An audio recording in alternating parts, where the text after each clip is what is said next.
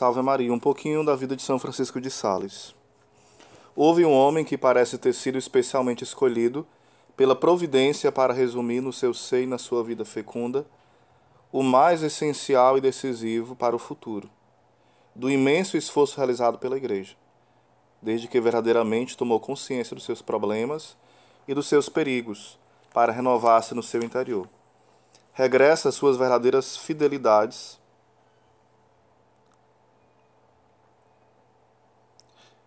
e opor aos seus inimigos armas de luz. Esse homem foi São Francisco de Sales, que nasceu em 1567 e morreu em 1622. Basta recordar os vários pontos do grande plano de renovação posto em marcha pelo catolicismo, durante os 60 anos que se seguiram à conclusão do Concílio de Trento. Para medir a importância histórica deste homem, quanto à defesa da fé, encontra-se na primeira fila quanto à reconquista das terras ocupadas pela heresia. É a tarefa que dedica a sua juventude, quanto à reforma do clero. A ele se consagra obstinadamente ao longo de 20 anos. Das suas mãos sai uma nova ordem, e para reintroduzir na pesada massa cristã o verdadeiro fermento do Evangelho. Quem mais eficaz do que esse pregador infadigável, do que o autor das grandes tiragens da introdução à vida devota? Mais ainda, dir-se-á que 150 anos de história cristã e tantos debates dramáticos preparam a sua vinda e permitiram a sua ação. Eis que o humanismo cristão, com que tantos dos melhores espíritos tinham sonhado, desde que Marcílio Ficino e Pico della Mirandola havia modulado as suas áreas sobre o tema, essa doutrina cujos alicerces tinha sido lançados de várias maneiras por Lefebvre, de Atápolis, Thomas More e o grande Erasmo, eis que por meio de Francisco de Sales, essa doutrina atinge a sua plena maturidade, a sua formulação mais judiciosa e mais resplandecente. Os excessos da Renascença e por reação, e em sentido contrários da Reforma Protestante, recebem uma solução perfeitamente equilibrada no seio da sua calma sabedoria.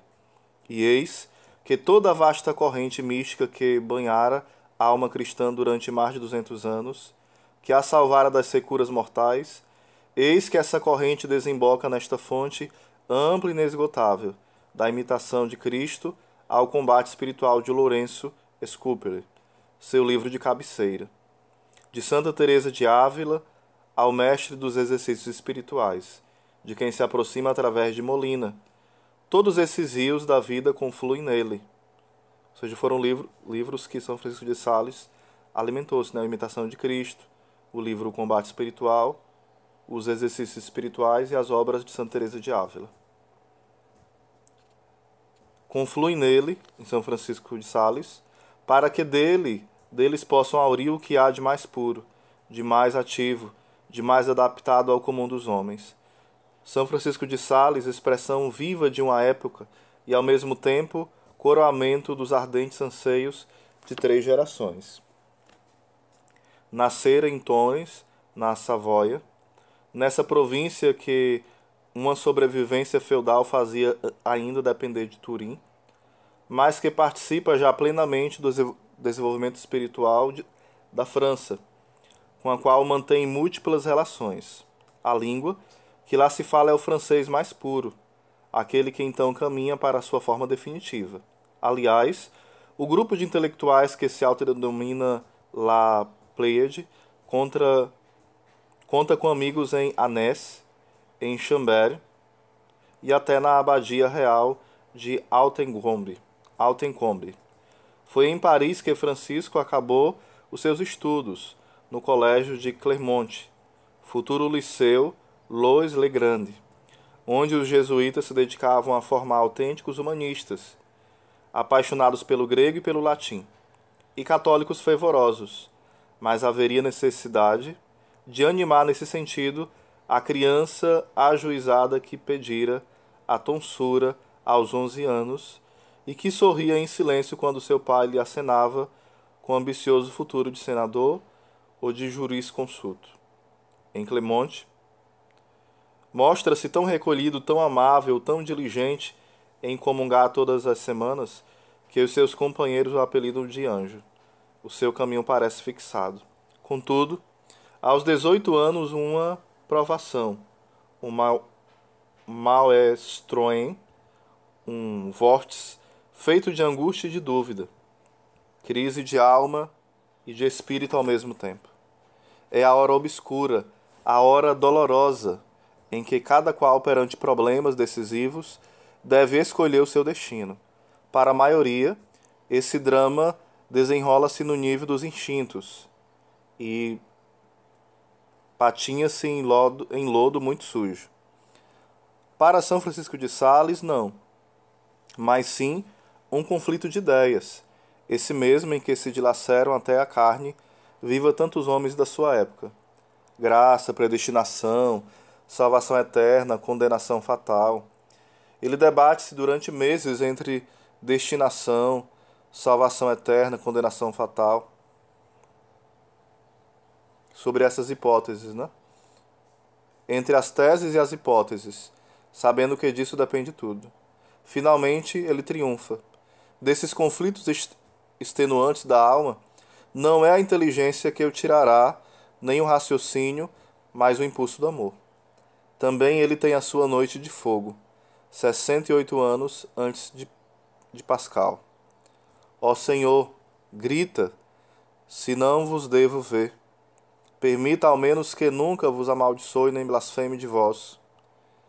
E se não vos posso amar na outra vida, pois ninguém vos louva no inferno, que ao menos aproveite todos os momentos da minha curta existência neste mundo para vos amar.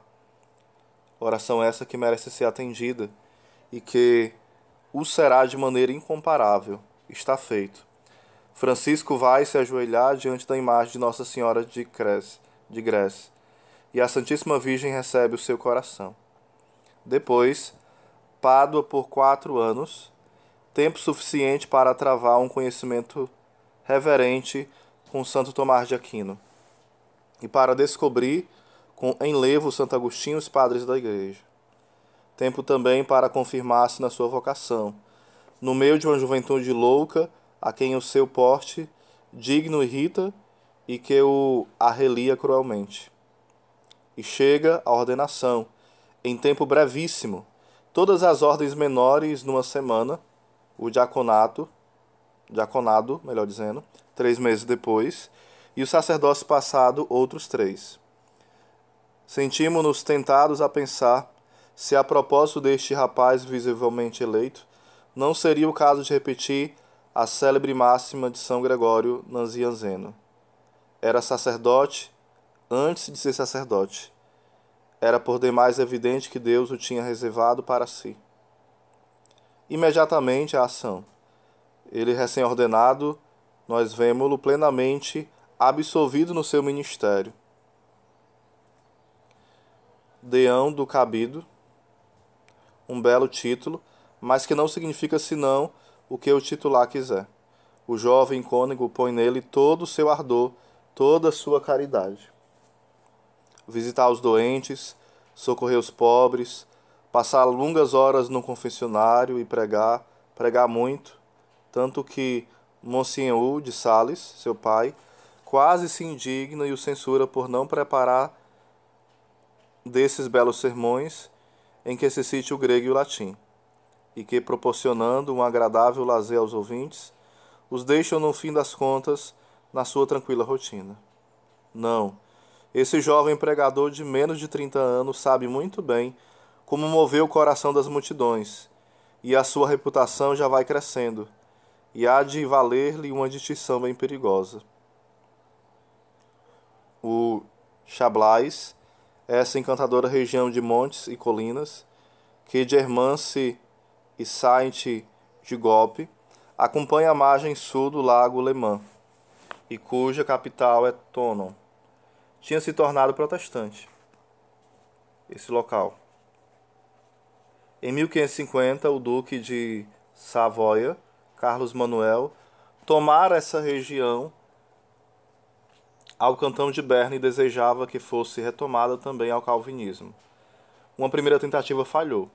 o bispo de Annecy, que é também o desolado titular de Genebra, pede voluntários para tentar de novo. Na primeira fila, apresenta-se o jovem preboste do Cábido, Francisco. Então ele parte. 4 anos de esforços sobre-humanos, literalmente heróicos. Quantas vezes não entra o missionário no castelo de Alins, através do gelo e da neve espessa, com os pés gretados a ponto de o sangue lhe atingir as meias. Quantas noites não passa ao ar livre, sem ter como o divino mestre onde repousar a cabeça. Quantas vezes não arrisca a vida ao atravessar o ribeirão de Dranse sobre uma prancha escorregadia de gelo, ou aventurar-se entre os adversários, que, como veremos nos grisões confideles de Sigmarim, são às vezes demasiado lápidos no uso do punhal. Não importa, a palavra dele deve ser levada, e sê-lo-á. Não quererão ouvir as suas pregações? O antepassado do publicista, o padroeiro dos jornalistas, inventará os folhetos e fará distribuir ou afixar em toda parte os seus impressos de controvérsia. O resultado está à vista, e quando em 1598 o bispo vem examinar a tarefa realizada, verifica que a quase totalidade dos habitantes do Chamblais regressou ao regime católico. Francisco tem então 32 anos. A sua missão no Chamblais, melhor dizendo, tornou-se célebre. Em Roma, Clemente VIII quer ouvi-lo pessoalmente, e quando o jovem apóstolo termina sua expressão perante 8 cardeais e 20 bispos, o Papa levanta-se e dá-lhe um abraço. O bispo de Annecy está velho, doente. Francisco é nomeado seu coadjutor com direito à sucessão.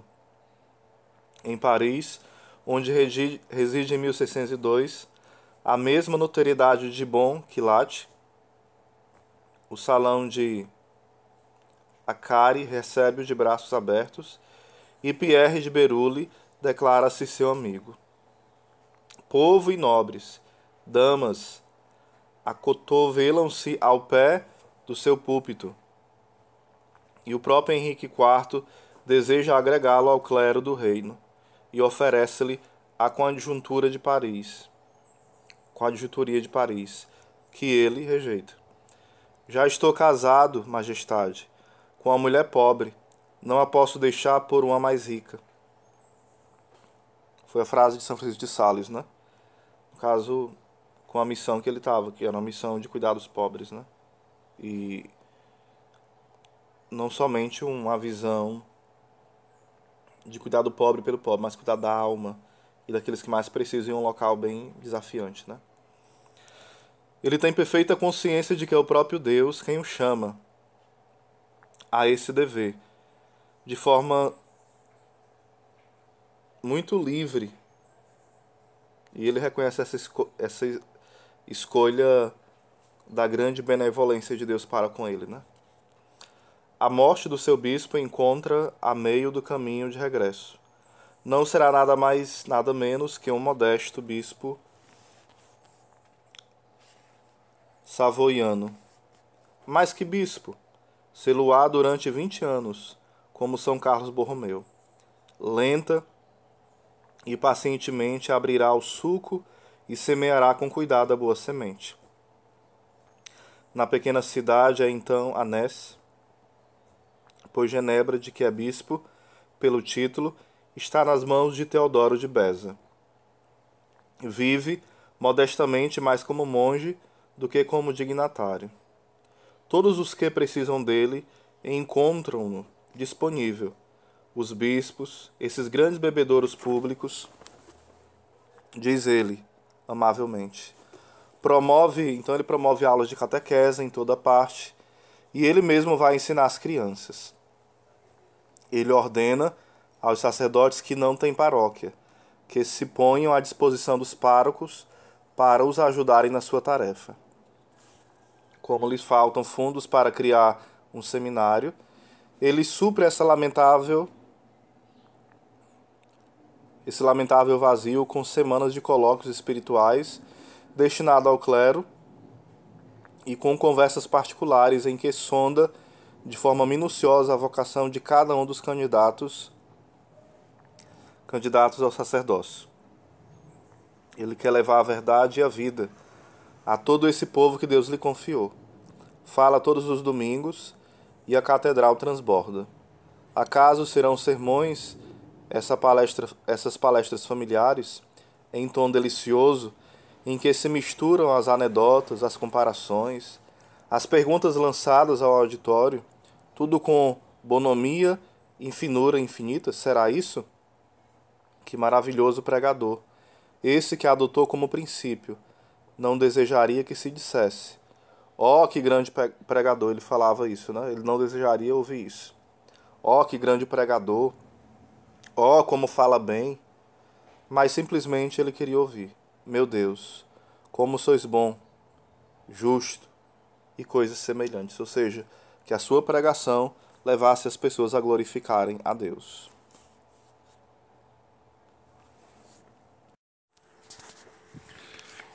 Continuando um pouco da história de São Francisco de Sales, a gente pode falar que não é necessário dizer que não permanece confinado na sua amável cidadezinha. Ele vivia esse processo de kenosis constante, né? De sair de si, esvaziar-se. Ele deixa muitas vezes para ir, apesar do mau tempo e da muita neve, a cavalo, munido de botas pesadas, bater a região durante semanas e visitar sucessivamente os 20 setores em que dividiu a sua diocese. Um bispo de ação. O que há de mais contrário a um homem de gabinete. O que não impede de escrever inúmeras cartas. Conhecem-se mais de 2.000. Aos meus amigos, ilustres ou obscuros, aos seus dirigidos ou dirigidas. E encontra ainda tempo para ir pregar em Grenoble, Dijon, Paris, onde se exige a sua presença em 1618. Morrerá aos 55 anos, após os seus 20 anos de episcopado. Podem contar-se pelo dobro numa vida de tal calibre. Poucos como ele possuíram a misteriosa ubiquidade que permite ao gênio desempenhar simultaneamente tarefas cuja transcendência desconheceu o vulgo. Ao serviço dessa atividade incansável, que qualidades de inteligência e de coração. E além disso, sem dúvida, um homem de feições belas, de uma beleza de prata dourada. Fascinante, que Joana de Chantal ressaltou e que acrescenta ela, causou ao santo alguns desgostos com o sexo frágil. Os seus retratos não exprimem talvez com muita precisão essa beleza. A maioria deles, mesmo do hospital de Annecy, feito em vida, são íspidos e convencionais. Esse rosto cheio de doçura, mas também de majestade, pacífico, mas carregado de poder, e tão suave e luminoso, que insensivelmente espalha a serenidade nos espíritos mais perturbados. Como diz Henrique Borteaux, é realmente aquele que os seus contemporâneos captaram e que os seus íntimos amaram. O seu traço de caráter mais evidente é a mansidão, a caridade incessantemente presente, nas grandes e nas pequenas vicissitudes da vida. Uma caridade que o leva a dar os sapatos a um pobre, mas também a não ferir com a palavra severa uma pobre moça que não se portou dignamente. Sou o mais afetivo do mundo, confessa ele, e parece-me que não amo nada tanto como Deus e a todas as almas por amor de Deus. Mas atenção, por escrever que se apanham mais moscas com uma gota de mel do que com um barril de vinagre, não se deve considerá-lo um caçador de piedosas tontinhas. Gosto das almas independentes, diz ele, à semelhança de Santa Teresa, vigorosas e másculas. A sua alma é precisamente dessa têmpera, força de caráter, mas também bom senso e lúcido, grande prudência em não se deixar enganar pelas aparências e nem se deixar levar por sentimentos. Qualidades modestas, virtudes. Era esse São Francisco de Sales. Somos tentados, diz ainda o seu compatriota de Savoia, Henrique Bordeaux, a tomá-lo por um homem vulgar, bom, calmo, doce e honesto, mas cuja virtude é também vulgar. Ora, se lhe seguirmos os passos, eis que de repente nos sentimos inundados de claridade. A sua santidade envolve-nos bruscamente, sem que nos tenhamos dado conta da sua vinda e das suas provas. Sainte-Beuve, o crítico literário que não pode ser acusado de excessiva credulidade, já o tinha assinalado do penetrante longe que consagrou a esta grande figura. Em São Francisco de Sales, há mais do que o justo, mais do que o útil, mais do que o humano, há o santo, coisa real e que desde seja sincera, será sempre adorada entre os homens. Adorado, talvez não seja o termo exato, mas muito venerado e querido, sem dúvida. Tantas virtudes humanas, iluminadas pelo amor de Cristo nesse sacerdote perfeito, que poder de irradiação não contém.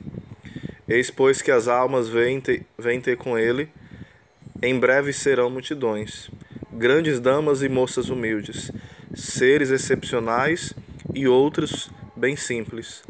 A todos se oferece com inesgotável delicadeza. Diretor de almas, São Francisco de Sales consagra-se a cada uma das que se lhes entregam como se fosse a única e a dona do seu tempo. A mais estimada é a Joana de Chantal, que nasceu em 1572 e faleceu em 1641, que será uma santa autêntica na sua esteira, e a quem o une um afeto mais branco que a neve, mais puro que o sol. Dessa jovem viúva, que a princípio o fez rir um pouco, quando lhe falou da sua possível vocação, mas cuja profundidade de alma mediu rapidamente. Fez ele uma associada da sua obra apostólica, a fundadora consigo e a primeira superiora da ordem que prolongaria a sua obra, a Visitação. Uma outra dirigida, a jovem dama toda de ouro, Charmoise, dá-lhe a ocasião de redigir esse memorial dirigido a uma bela alma, que levará o seu nome às gerações futuras, a introdução à vida devota. E se a morte não tivesse vindo interromper tão cedo o diálogo espiritual que manteve com Angelique Arnauld, quem sabe se não teria evitado que a impetuosa madre se deixasse tragar pelo sombrio turbilhão para qual o fascinante senhor de Saint-Cyran e arrastá-la. Foi dessa capacidade e de irradiação e também do seu trabalho de direção das consciências que nasceu a sua obra, em soma de ocasião. Mais que dores, mais que dotes de escritor e mais ainda de especialista do coração. Ele era humano e era um grande descobridor de almas. A introdução à vida devota, aparecida em 1608, dirige-se para além da amável mulher que é a Filoteia do livro, a todo esse vasto público de verdadeiros fiéis, desses com que a Igreja, imediatamente posterior ao Concílio de Trento, conta em bom número de quererem viver mais perto de Deus, no meio das ondas amargas deste século, e voar entre as chamas das cobiças terrenas, sem queimar as asas dos sagrados desejos. Livro para principiantes? Num certo sentido, sim, mas que é completado pelo Tratado do Amor de Deus, que foi escrito em 1616. Escrito certamente com o mesmo desígnio, mas que transporta aos mais altos cumes da experiência mística. Práticas espirituais, correspondência a outros tantos complementos de uma obra cuja verdadeira finalidade nunca foi expor na sua secura dogmática uma doutrina, mas torná-la tão próxima quanto possível da vida, para assim servir ao bem das almas. Contudo, Essa doutrina existe, e mais comovedora e mais cativante, porque nunca se guindar nem se dá áreas de importância. Como se está longe, apesar da proximidade da instituição cristã do mestre Calvino. Na verdade, Francisco de Sales, sem quase pensar nisso, toma o sentido oposto da instituição, humanismo devoto, diz o historiador Bremonde, para definir a sua filosofia. O elemento essencial é que toma como ponto de partida o homem real, o homem completo, com seus grandes defeitos, mas também com a sua divina semelhança. Como conhece bem o psicólogo, porque é mais como psicólogo do que como metafísico que ele procura na alma os fundamentos do amor divino. Francisco de Sales é, no sentido pleno do termo, humanista. Sou tão homem que nada mais sou. E esta sua fórmula célebre exprime bem o que quer exprimir. O humanismo cristão, comenta ainda Bremonde, submete facilmente aos dogmas e ao espírito da Igreja as duas divisas. Com Terêncio, e melhor do que ele, compreende bem que nada de humano lhe é estranho. E isso porque em tudo que é humano reconhece a imagem de Deus e em cada homem um irmão. E com Shakespeare, e mais alto do que ele, também o santo exclama: como é bela a humanidade! E isso porque a humanidade foi resgatada por um Deus feito homem, e a graça divina o eleva acima da sua natural perfeição.